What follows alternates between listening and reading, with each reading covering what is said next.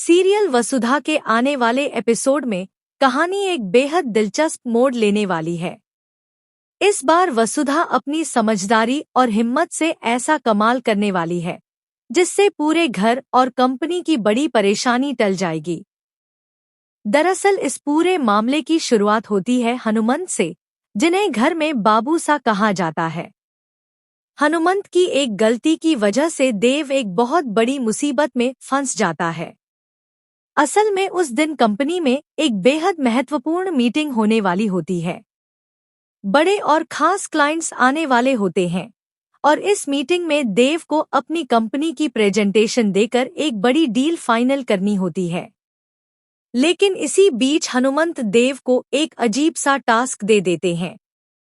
वह देव को क्लाइंट्स को लेने के लिए भेज देते हैं, जबकि असल में देव को खुद उस मीटिंग को संभालना था। मजबूरी में देव ड्राइवर की ड्रेस पहनकर क्लाइंट्स को लेने के लिए चला जाता है। जब क्लाइंट्स उसे देखते हैं तो उन्हें लगता है कि देव सिर्फ एक ड्राइवर है। देव बिना कुछ कहे चुपचाप उन्हें लेकर ऑफिस पहुंच जाता है।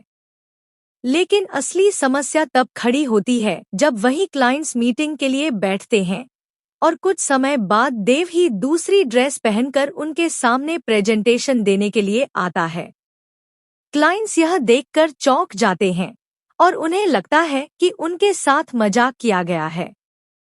उनकी नज़र में देव तो वही ड्राइवर होता है जो उन्हें लेने आया था। इस बात से क्लाइंट्स काफी नाराज हो जाते हैं और उन्हें लगता है कि कंपनी ने उनके साथ मजाक किया है। गुस्से में आकर वे मीटिंग छोड़कर जाने का फैसला कर लेते हैं। इधर जब चंद्रिका को इस पूरी बात का पता चलता है तो उसका गुस्सा 7वें आसमान पर पहुंच जाता है। उसे लगता है कि यह सारी गड़बड़ हनुमंत और वसुधा की वजह से हुई है। चंद्रिका हनुमंत को जमकर डांटती है और साथ ही वसुधा पर भी गुस्सा निकालती है, क्योंकि उसकी नज़र में इस पूरे मामले के पीछे उन्हीं दोनों की लापरवाही है। लेकिन कहानी में असली मोड़ तब आता है जब क्लाइंट्स गुस्से में उठकर जाने लगते हैं। उसी समय वसुधा आगे आती है और बड़ी ही समझदारी से उनसे बात करती है। वह उनसे विनम्रता से कहती है कि किसी भी फैसले पर पहुंचने से पहले उन्हें पूरी बात सुन लेनी चाहिए। वसुधा की सादगी और सच्चाई से भरी बातें क्लाइंट्स के दिल को छू जाती हैं। वसुधा की बातों में इतनी सच्चाई होती है कि क्लाइंट्स रुकने के लिए तैयार हो जाते हैं। वे तय करते हैं कि कम से कम देव की प्रेजेंटेशन तो सुन ही लेते हैं। इसके बाद देव पूरे आत्मविश्वास के साथ अपनी प्रेजेंटेशन शुरू करता है। वह कंपनी की योजनाओं, प्रोजेक्ट्स और भविष्य की संभावनाओं के बारे में इतने प्रभावशाली तरीके से बताता है कि क्लाइंट्स धीरे धीरे प्रभावित होने लगते हैं।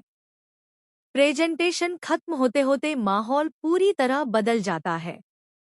जो क्लाइंट्स कुछ देर पहले गुस्से में मीटिंग छोड़कर जाने वाले थे, वही अब देव की तारीफ करने लगते हैं।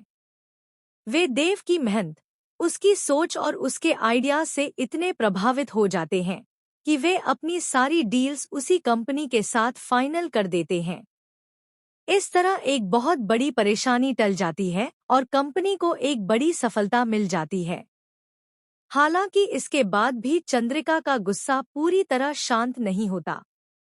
वह देव से भी नाराज होती है, वसुधा से भी नाराज रहती है और सबसे ज्यादा गुस्सा हनुमंत पर करती है, क्योंकि उसकी नज़र में यह सब उसी की वजह से हुआ।